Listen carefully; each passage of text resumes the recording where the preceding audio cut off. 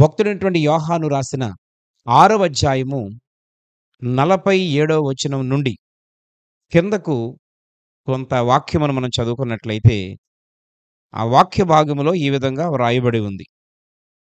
విశ్వసించువాడే నిత్య జీవము గలవాడు. జీవాహారము నేనే. మీ పితరులు అరణ్యములో మన్నాను తినినను చనిపోయిరి. దీనిని తినువాడు చావకుండునట్లు పరలోకము నుండి వచ్చిన ఆహారమిదే. పరలోకము నుండి దిగి వచ్చిన జీవాహారమును నేనే. ఎవడైనను ఈ ఆహారము భుజించితే వాడెల్లప్పుడును జీవించును. మరియు నేనిచ్చు ఆహారము లోకమునకు జీవము కొరకైన నా శరీరమే అని మీతో నిశ్చయముగా చెప్పుచున్నానెను. ప్రియమైనటువంటి స్నేహితులారా, చదవబడినటువంటి వచన భాగములలో వ్రాయబడినటువంటి శ్రేష్టమైన మాటలు స్వయాన ప్రభువైన యేసుక్రీస్తు వారే పలికిన మాటలు, చెప్పిన మాటలు, రచించినటువంటి మాటలు.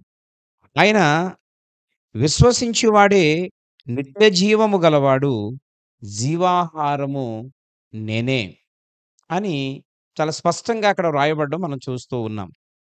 ప్రియమైనటువంటి స్నేహితులారా, ఈరోజు ఆత్మ సంబంధమైనటువంటి ప్రయాణములో ప్రయాణిస్తున్నటువంటి మనందరి యొక్క నిరీక్షణ ఏంటి అనంటే, ఈ రోజైనా రేపైనా దేవుని రాకడ వచ్చినా లేదా రాక పర్యంతం మనం సజీవంగా ఉన్నా, ఈ లోపల మరణించి సమాధి చేయబడి మహిమా శరీరంతో దేవుని రాకడలో తిరిగి లేపబడిన మనందరికీ ఉన్న నిరీక్షణ ఏంటి అనంటే, దేవుడు ఉండే స్థలములో మనము ఉండబోతున్నాం.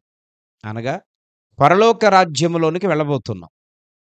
ఈరోజు యావత్తు ప్రపంచములో ఉన్న కోటాను కోట్ల ఆత్మీయ బిడ్డల యొక్క నిరీక్షణ ఏంటి అనంటే, మనకంటూ ఒక ప్రత్యేకమైన స్థలం ఉంది. అది పరలోక రాజ్యమని. ఎందుకంటే ప్రభువైన యేసుక్రీస్తు వారు ఆయన బ్రతికి ఉన్నప్పుడు, ఆయన సేవ చేసినటువంటి 3.5 సంవత్సరాల సేవా కాలంలో ఆయన ఒక అద్భుతమైన మాట మనకు చెప్పి వెళ్ళారు. అది ఏంటనంటే, నేను మీకంటే ముందుగా వెళ్ళుచున్నాను. నేనుండు స్థలములో మీరును ఉండులాగున నేను మరలా వచ్చి మిమ్ములను తీసుకొని వెళతాను అని దేవుడు సెలవిచ్చారు. అంటే తండ్రి అయినటువంటి దేవదేవుడు ఉండే స్థలములో ఈరోజు మనందరికీ మార్గమైనటువంటి ప్రభువైన యేసుక్రీస్తు వారు ఉన్నారు. ఆయన మనకంటే ముందుగా వెళ్ళి ఆయన మరలా వచ్చే పర్యాంతం ఎవరైతే ఆత్మీయ ప్రయాణములో నమ్మకంగా దేవుని కొరకు సాగుతారో, నిలబడతారో, ముందుకు నడుస్తారో, వాళ్ళందరూ కూడా నేనుండే స్థలములో మీరు కూడా ఉంటారు అని దేవుడు ఖచ్చితంగా సెలవిచ్చాడు. ఈరోజు దైవజనులైనా, దైవజనురాండ్రైనా, ఈరోజు సువార్త పరిచర్య చేసేవారైనా, ఆత్మీయ బిడ్డలుగా ఉంటూ అనేకమైనటువంటి కార్యక్రమాలు చేయడానికి బలాన్ని, ధనాన్ని, సమయాన్ని, జ్ఞానాన్ని, యవనాన్ని, విలువైనటువంటి జీవితాన్ని ఈరోజు త్యాగం చేయడం గల కారణం ఏంటి అనంటే, ఇహలోక సంబంధమైన ప్రతిఫలాన్ని ఆశించే వారెవ్వరూ కూడా ఇలాంటి గొప్ప పని చేయలేరు. కేవలం పరలోక రాజ్యములో ఉన్నటువంటి ఆ శ్రేష్టమైనటువంటి ప్రతిఫలాన్ని ఆశించి మాత్రమే ఈరోజు చేయగలుగుతూ ఉన్నాం.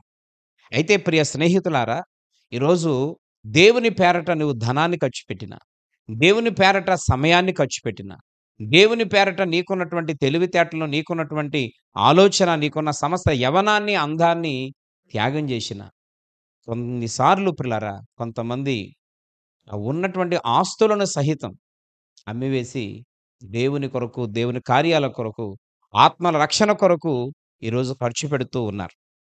కారణం ఏమిటి అనంటే, ఈ భౌతికమైనటువంటి లోకములో ఏది సంపాదించినా మరణించిన తర్వాత అది ఏది తీసుకొని పోలేమని, అది ఏది మనకు కూడా రాదని, ఈ భూమి మీద ఉంటుండగానే దేవుని కొరకు మనం త్యాగం చేసి ఖర్చు పెట్టగలిగితే పరలోక రాజ్యములో ధనము మన పేరట మనం సమకూర్చుకుంటున్నామనేటువంటి విశ్వాసముతో ఈరోజు ఇహలోక సంబంధమైన దాన్ని పెంటగా ఎంచుకొని ఆత్మ సంబంధమైన పని చేస్తూ ఉన్నాం.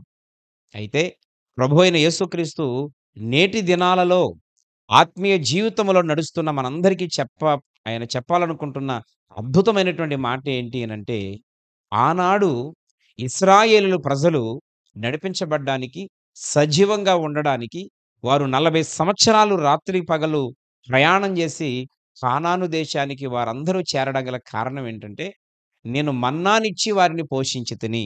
అనగా దేవుడు పరలోకము నుంచి పంపించినటువంటి మన్నా వలన వారు బహుబలవంతులుగా ఉన్నారు.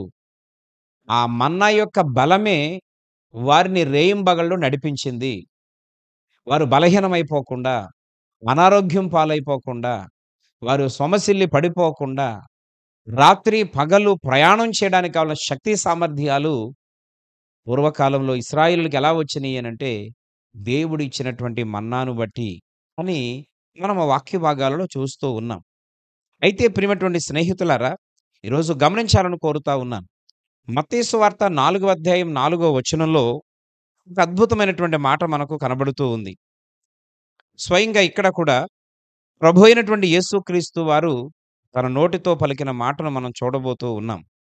మత్తయి సువార్త 4వ అధ్యాయము 4వ వచనంలో, అందుకు ఆయన, మనుష్యుడు రొట్టె వలన మాత్రము కాదు గాని దేవుని నోట నుంచి వచ్చు ప్రతి మాట వలన జీవించును అని వ్రాయబడి ఉన్నదని చెప్పారు.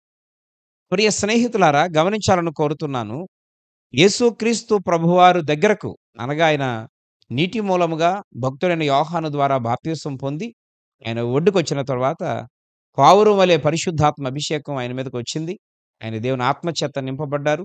ఆ తర్వాత ఆయన పరిచర్యకు వెళ్ళక ముందు 40 దినములు ఆయన అరణ్యములో ఉపవాసం ఉండి ప్రార్థన చేశాడు. ఆయన ఉపవాస ప్రార్థనలో ఉంటున్న సమయంలో అపవాది, అనగా శోధకుడు వచ్చి ప్రభువైన యేసుక్రీస్తు వారిని సహితం చాలా విధాలుగా శోధించడానికి ప్రయత్నం చేశాడు. అప్పుడు ఆయన అంటున్నాడు, అపవాది అంటున్న మాట ఏంటనంటే, యేసు ప్రభువా, నీ ఉపవాసం ఉండి చాలా బలహీనమైపోయావు. కనుక ఈ అరణ్యములో చాలా రాళ్ళున్నాయి. నీవు దేవుడు కదా! నీవు శక్తి కలిగిన వాడువు కదా! నువ్వు సమస్తాన్ని మార్చగలిగినటువంటి సంపన్నుడువు గదా! ఈ రాళ్ళు రొట్టెలుగా చేసుకొని నీ ఆకలి తీర్చుకోమని చెప్పినప్పుడు, ప్రియ స్నేహితులారా, ప్రభు అయిన యేసుక్రీస్తు వారు అపవాదికి ఇచ్చినటువంటి సమాధానం ఏంటంటే, ఒక మనిషి జీవించాలనంటే రొట్టె వలన మాత్రము కాదు గాని దేవుని నోట నుంచి వచ్చే ప్రతి మాట వలన జీవిస్తాడు అని రాయబడింది. ఈ సందర్భంగా ఈ వాక్యములో నుండి దేవుడు మనకు ఏమి చెప్పదలిచాడు అనంటే, ఈ చివరి దినాలలో దేవుని వాక్యమే మన ఆధారం. దేవుని వాక్యమే మన ధైర్యం. దేవుని వాక్యమే మన యొక్క జీవం. దేవుని వాక్యమే మనలను నిత్య జీవానికి నడిపిస్తది. దేవుని వాక్యమే మన శ్రమల నుండి మనల్ని తప్పిస్తది. ఆ జీవం గల దేవుని వాక్యమే దేవునితో దగ్గర సంబంధాన్ని కలిగి ఉండేలాగా చేస్తది. కాబట్టి గమనించాలి, ఈ శ్రేష్టమైనటువంటి మాటను బట్టి దేవుని వాక్యమునకు దయచేసి దూరంగా ఉండొద్దు. దేవుని వాక్యముతో నీవెక్కువ సహవాసాన్ని కలిగి జీవించుట వలన దేవునితో లీనమైపోవడమే కాకుండా 100% మరణించిన వెంటనే దేవుని సముఖములో మనకొక శ్రేష్టమైనటువంటి స్థానాన్ని దేవుడు ఏర్పాటు చేసి ఉంచుతాను అని సెలవిస్తూ ఉన్నాడు. కనుక ఇక్కడ అపవాదికి బుద్ధి చెప్తూ ఇస్తున్నటువంటి బలమైనటువంటి వార్నింగ్ ఏంటంటే, మానవుడు రొట్టె వలన మాత్రము కాదు గాని దేవుని నోట నుంచి వచ్చేటువంటి వాక్యము వలన బ్రతుకుతాడు. నిజమే సోదరులారా, కొన్నిసార్లు మనకు నేను చెప్పబోతున్న అనుభవం ఈ వాక్యం వింటున్న మీకు కూడా కొన్నిసార్లు ఎదురై ఉంటది.